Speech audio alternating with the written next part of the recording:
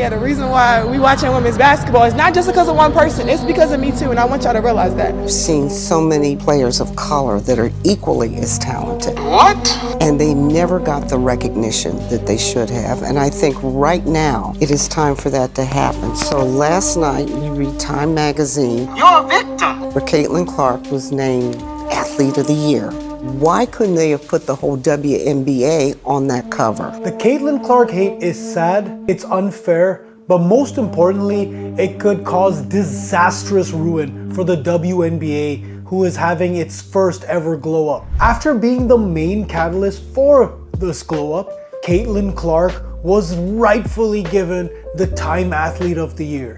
Yet, people within her own league are finding ways to diminish and hate her. Not just because of one person. Stupidly not realizing that a rising tide lifts all boats. Well, this rising tide can become a sinkhole really quickly if the WNBA and the media are not careful. Let's talk. Cue my intro! Hello, YouTube fam! You see, it's me! It's me! It's your boy, Big B. Look, I'm not gonna pretend that I've been watching the WNBA all my life, but for the two female viewers of this channel, I wanna say that Caitlin Clark is definitely not the first time. I was watching WNBA back when Lisa Leslie was playing. And the crazy thing is, nobody's saying those girls were bad or diminishing them. Lisa Leslie was amazing. Diana Taurasi is amazing. But if we dissect this comment by the Mystics owner saying, why couldn't they have put the whole WNBA on that cover? That's just crazy. And it just lacks so much self-awareness. Before Caitlin Clark, the league was a joke. I'm sorry to say it. Not by talent though.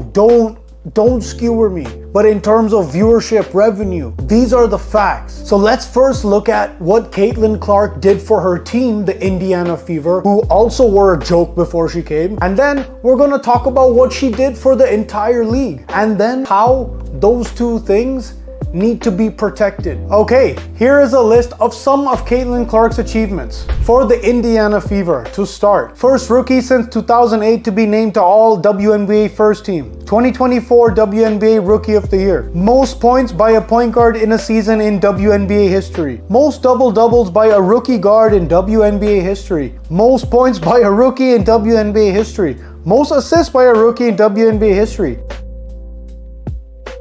First WNBA rookie to record 2 triple-doubles. First triple-double by a rookie in WNBA history and first triple-double in Fever history. First player in WNBA history to be named Player of the Month and Rookie of the Month in the same month. Stop the cap.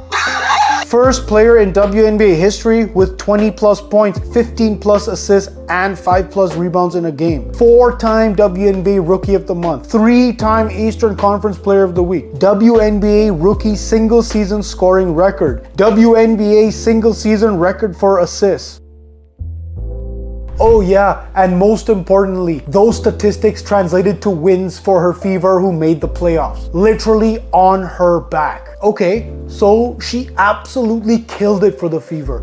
I am out of breath from just reading that out. My goodness, that's from one season. So now let's look at what she did for the league as a whole. The Caitlin Clark effect. Is it real? To start, her college championship game between Iowa and South Carolina averaged 18.9 million viewers, becoming the second most watched women's sporting event outside the Olympic Games in the history of US television, outdrawing the 2024 NBA Finals and the World Series. This is Caitlin Clark. As a pro, Caitlin Clark's Fever appeared in the most WNBA games ever on ABC, CBS, ESPN, and ESPN2. The WNBA attracted an all-time record high of 54 million unique viewers across all its national broadcasting platforms during the regular season, and league's overall attendance is up 48%, the highest in 2 decades.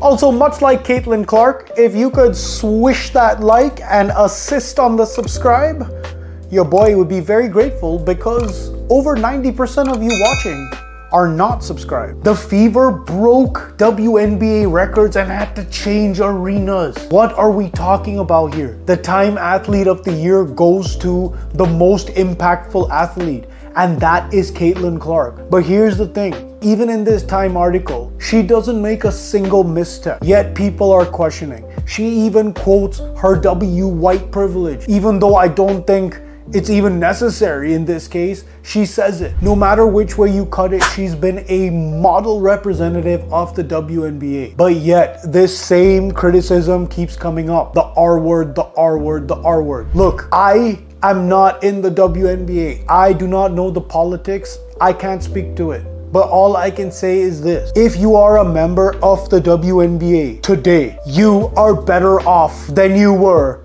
yesterday because of Caitlin Clark. I'm sorry, but them's the facts. Do I need to say it again? Sure. 18.9 million viewers. Indiana Fever broke all attendance records. They had to change arenas. Equally as talented. Well, it's not just because of one person, it's because of me too. And now at her latest Iowa jersey signing, the sites crashed and the jersey sales went through the roof. This person's impact on your sport has been greater than anybody else's. Stop the cap. This does not diminish what every other person in the WNBA has done to lead to this point.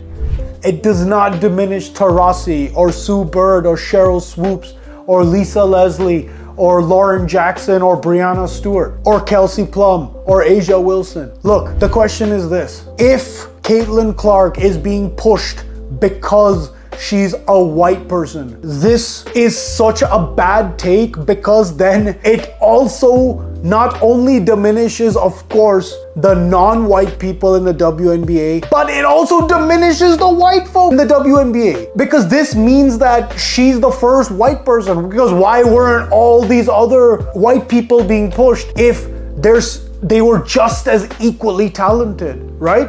There's been other white players in the WNBA. Similarly to the NBA, when Michael Jordan came along and took the NBA to its next stratosphere, it didn't diminish what Magic and Larry did.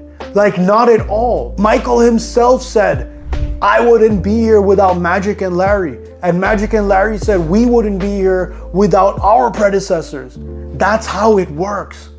But the fact still remains. The Caitlin Clark effect is real. But if this person who has done everything right all the time has not made a misstep and has lived up to the hype and has made life better for everybody else, if she still has to continue to walk on eggshells, here's what could potentially happen and absolutely destroy the WNBA. Caitlin Clark could leave.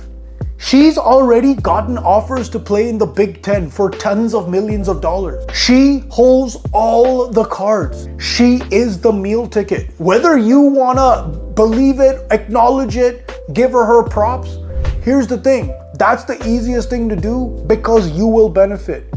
But look, what if, say, another women's league in the world, because the WNBA ain't the top, isn't the given top dog like the NBA is. The WNBA is just starting to get popular. But there's other women's leagues. What if some European league says, hey, we'll pay you 5 million euros a year to come play here, and we're not going to parse apart every single word and sentence that comes out of your mouth, and we're not going to be looking at you from a magnifying glass. Then what? Imagine that scenario, right? Y'all can hate on Caitlin Clark now, but she's the reason you will have charter planes. I'm never one to agree with Charles Barkley, but he's right when he said this. Y'all should be thanking that girl for getting y'all ass private charters, all the money and visibility she bringing to the WNBA. A rising tide lifts all boats. Please do not take this for granted, because this rising tide could become a sinkhole really quickly if you make it too toxic for the most important player to make a living and be themselves. Facts. Just like Caitlin Clark, there are two men who are very important to the viewership of the NBA. Nikola Jokic versus Joel Embiid. Come find out the harsh truth. Peace!